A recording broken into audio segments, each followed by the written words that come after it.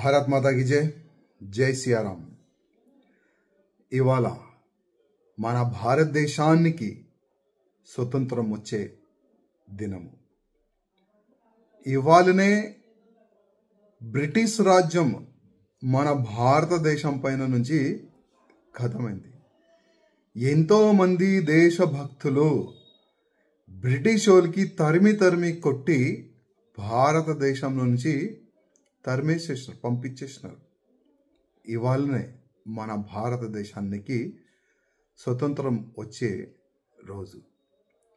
కానీ దురదృష్టం ఏంటంటే చాలా మంది ఇవాళ యువకులు నైట్ పూట మేలుకోవాలి, మధ్యాహ్నం వరకు పండుకోవాలి. చాలా వరకు యువకుల్లో ఈ విధంగా ఒక వాతావరణం క్రియేట్ అయింది.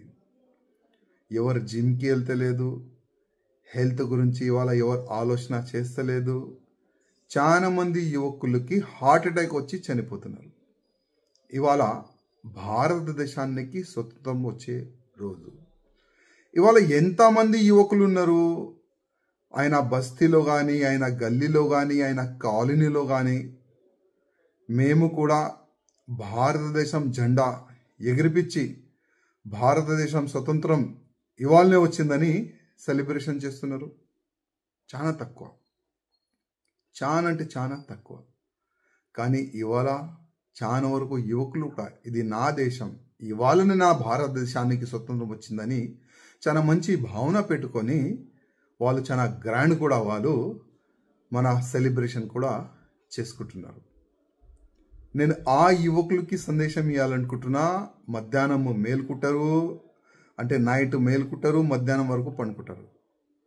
ఇవాళ ఒకవేళ ఆ సమయంలో మన పెద్దలు భారతదేశాన్ని స్వతంత్రం రావాలని పోరాడకపోతే, ఫైట్ చేయకపోతే ఇవాళ మీరు ఏదో ఒక బ్రిటిష్ ఇంటిలో గిన్నెలు సాఫ్ చేసేది యాద పెట్టుకోండి.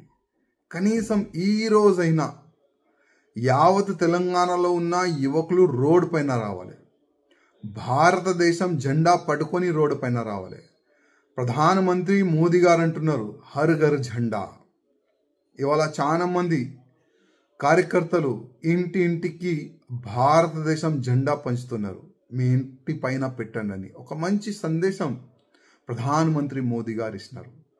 కానీ ఆ మోదీ గారు ఇచ్చిన సందేశానికి ఎంతమంది ఫాలో చేస్తున్నారు కొద్దిగా ఆలోచన చేయాలి.